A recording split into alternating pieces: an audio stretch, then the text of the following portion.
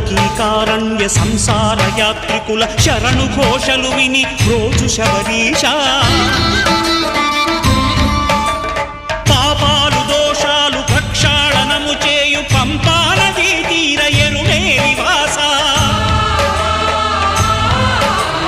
నియమాల మాలతో సుగుణాల మెట్లపై నడిపించి కనిపించు అయ్యప్ప స్వామి సంక్రాంతి సజ్జోతివై అరుదించి మహిమలను చూపించు మణికంఠ స్వామి కర్మబంధము బాపు ధర్మశాస్త్ర